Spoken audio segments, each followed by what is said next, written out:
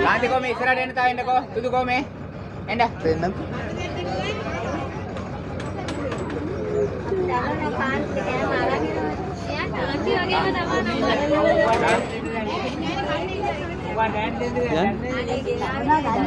Orang kali aku kaya macam tenar tiga ya.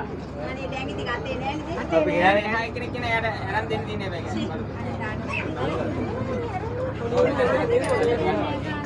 අලි කලබලයක් වෙයි කියලා නේද හිතුවේ?